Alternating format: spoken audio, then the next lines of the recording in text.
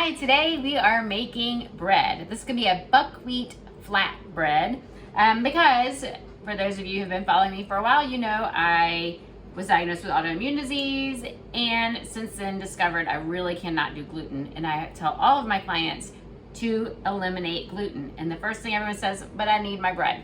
Now, if you haven't been following me for long, you might not know that I used to be a huge baker. I had mastered the art of breadsticks and pizzas and croissants and bagels, and every week I would make breads for my family. It was my passion was baking, right? And so then going gluten-free, it was like, oh no, what am I gonna do?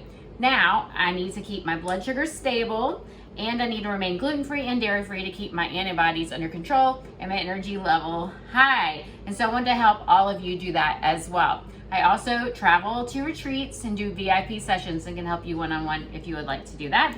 And I also teach in the Zen and Zest Zone, my membership. Right now it's only $19.65 a month to learn how to make foods like this, as well as herbal workshops and fitness and things like that. Anyway, you can check that out in my bio. So, I am making a buckwheat bread today. So I started with buckwheat groats, and so here's what they look like when they are dry. These are just dried buckwheat groats. Now buckwheat is gluten-free. It gives you that nice bread-like texture. If you have autoantibodies, you'll want to test and see how do you feel when you eat buckwheat. Now I do fine on buckwheat. My blood sugar doesn't get out of control, but some people do need to watch it. So I'll do other bread recipes as well after this one. So what I've done is I soaked my buckwheat. It only needs to soak for about 15 minutes to sprout. I soaked it for maybe 30 minutes and then I rinsed it and let it sprout for about 24 hours. And so I don't know if you can really tell the difference between the before and after, but they're at least double in size and they've started to sprout a little bit. They have these tiny little tails on them. Can you see that? I can't tell. Anyway, so that was 2 cups of buckwheat that I sprouted. So I'm gonna put that in my food processor, if I can get it all to go in there and not bounce out all over the counter. Let's see.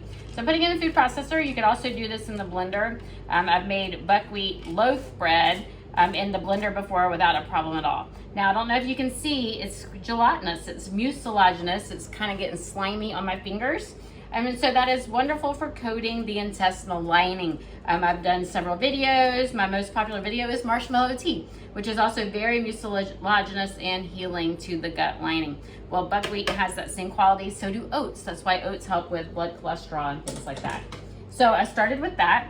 Then I have here a half a cup of chia seeds, I don't know if you can see, that are soaking in a half a cup of water. And so they swelled all up. We want them to expand. Chia seeds act as a binder to hold the bread together, but they're also very, very high in omega-3s, but also omega-6s. They have a really great balance. They're mucilaginous to help with the gut lining. They hold it all together and they're very anti-inflammatory. So I'm gonna be adding that, but I don't wanna get my spoon wet until I show you the flax seeds. So I took whole flax seeds, put them in my coffee grinder, blitzed it so that I had ground flax seeds. Now do keep these and the chia seeds in the freezer because they are so high in omega-3s, which are very fragile fatty acid that can turn rancid quickly, and then that's going to be inflammatory. We want the anti-inflammatory components of these nuts and seeds. And so the flax seeds are also going to be helping to bind it all together, but also give us those anti-inflammatory qualities. So I only need a half a cup. So I'm going to spoon it into my measuring cup here. I'm going to move this out of the way since I keep banging into it, right? And so I'm going to fill up my little cup. The ground flaxseed I'm going to put in the freezer, and I can add it to smoothies. I can use it to make other breads and crackers and things like that as well. Now, I don't like to cook with flax seeds or chia seeds because then that becomes inflammatory. It changes the chemical structure. So we want to this one's going to go in the dehydrator, this recipe. Now you could bake it, just know that that's not going to be as healthy. So I'm going to be adding my flax seeds. I'm going to be adding my chia seeds. So I also want to point out, so that was a half a cup of flax seeds.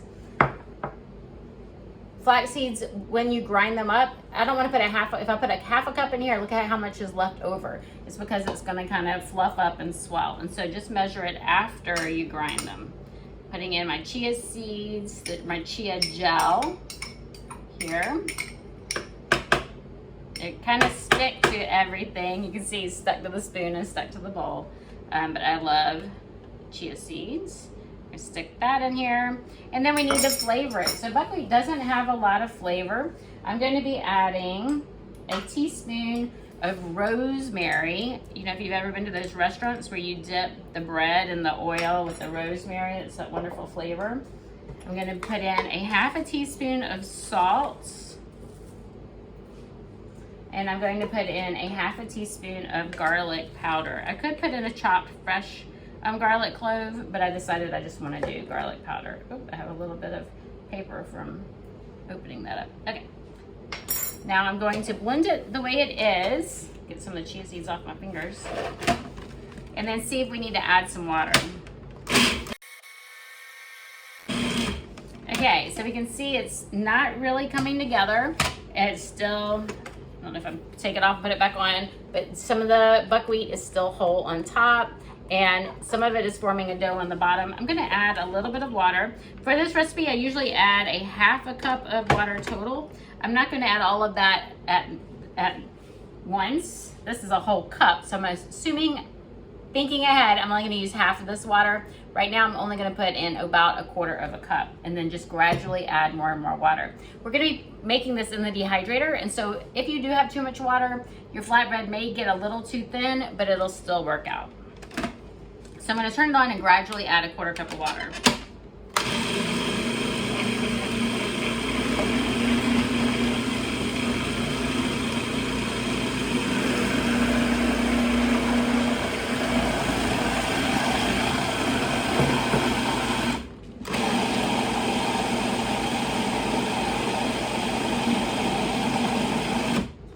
Let's scrape down the sides and see what we're looking at here. So coming from the baking world, it's so crazy to me that I can make breads in my blender and my food processor. It's just so easy and simple, and just crazy that I can do this. A lot less to clean up, I'll tell you that much. So here we go. I'm gonna blend it up a little bit more. You can see it's still pretty chunky. I want to make sure that that center piece went down all the way. And then I wanted to show you that I did only use about a quarter of a cup of water. And so I'm going to add maybe just about 2 more tablespoons because it is coming together nicely already.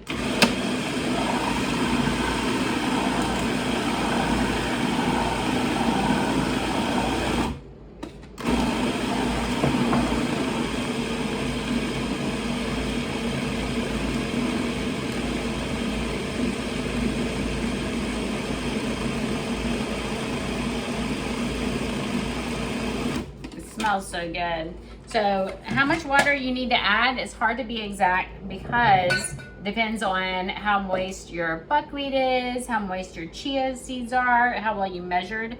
And so I know it's challenging when someone says, but wait, it doesn't have to be exact. All right, so I'm going to taste it to see if we need to add more salt or flavoring. I want some more salt. I'm going to wash my hands and add a little more salt. I think I want some more oregano too, so I'm going to grab some oregano. Some basil would be good too, but I actually just ran out of basil yesterday. So I'm going to add a little bit of everything again. So I'm going to add a half a teaspoon of oregano, another half a teaspoon of salt, see if I can get it. It has plenty of the rosemary, and so I'm going to add another half a teaspoon of the garlic because I really do like garlic. And I'm going to add, you can see how much water I have in there. I'm going to go all the way to a half a cup of water. All right.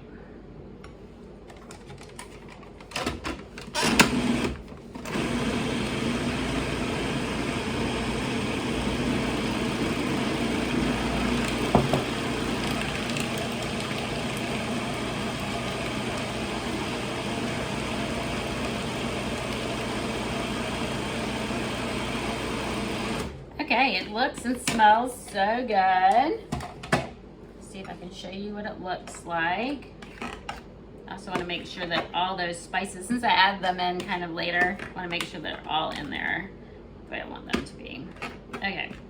We could even add some nutritional yeast if we want it to taste kind of cheesy. So here is what our batter looks like. It could be thinner, but I'm gonna go with it the way it is right now. Let me move these things out of the way.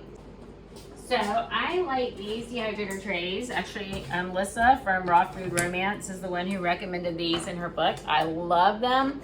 Depends on how big your dehydrator trays are. So mine are, I think, 15 inches.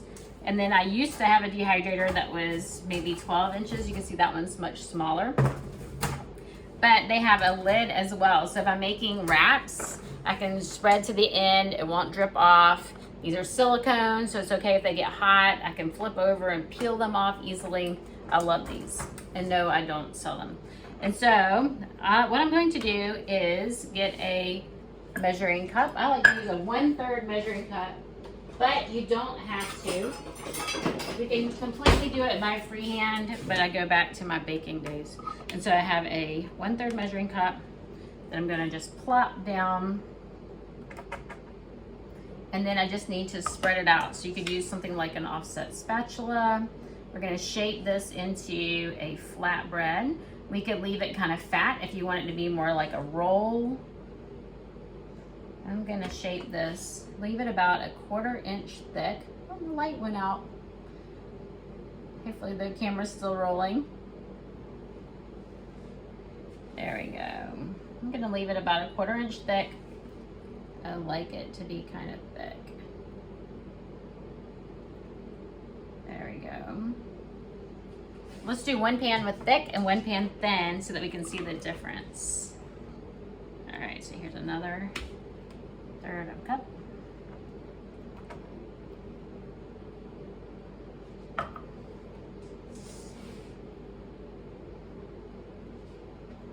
It smells so good. The chia seeds are gonna give it a nice crunch. You could always grind the chia seeds first if you want to, if you don't want that crunchiness in there. Oop, okay. Carried away while I was talking, that side's gonna be a little bit thinner. See if I can bring it back up. All right. All right, I think we need 2 more on this pan.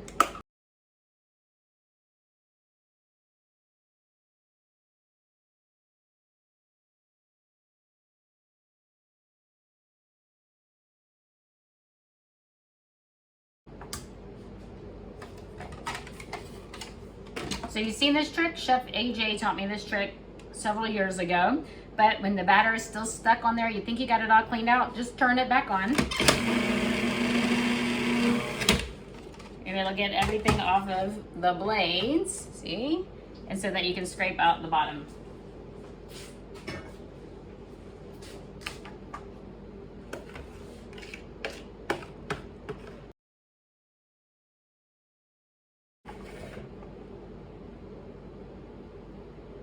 Thought this one needed to be a little bit bigger. There we go. Perfect. Okay, so I'm just gonna go set all of these in the dehydrator at 115 degrees for about 4 hours, and then I'm gonna check on them and see if they're ready to be flipped over or not. Okay, it's been 6 hours, which is a little bit longer than I meant to go. I left the house. So let's see what happens. I'm gonna put one upside down, flip, and let's see if it'll peel off. Here we go. You can see it's still not completely dry on the back, but it peels off quite easily. It is very bread-like. I don't know how well you can see that. So it's still damp here. Feels very much like bread. I'm gonna leave it side up. As a matter of fact, I don't even need this sheet anymore. So I'm gonna slide it over. Oops, this one's upside down. So that the other side can dry and I can have the airflow on these holes. All right, so let's do the next one. So these are a lot thinner and so they feel really dry. Hopefully they're not too brittle.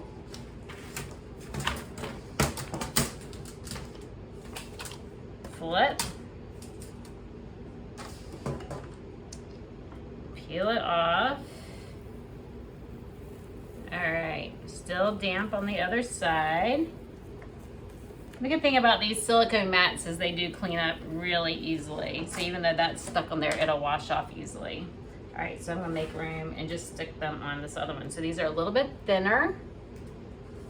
I can taste it. A little piece broke off. And I'll cut my head off for the video, but you don't need to see me. There we go.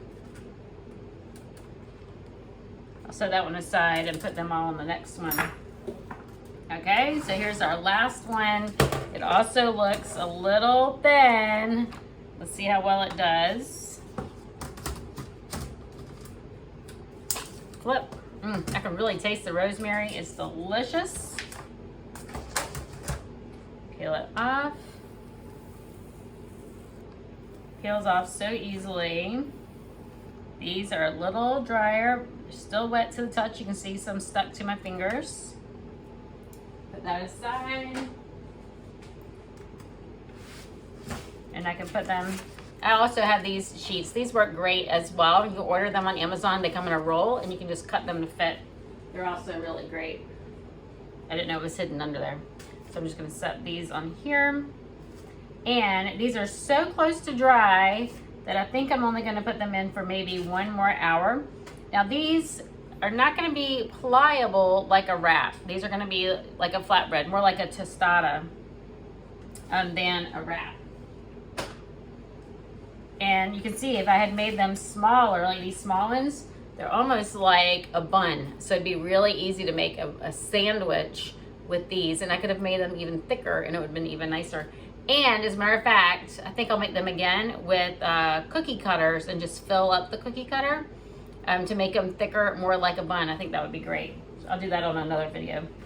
Anyway, I'm gonna go stick these back in the dehydrator for about an hour so you can see how they look now.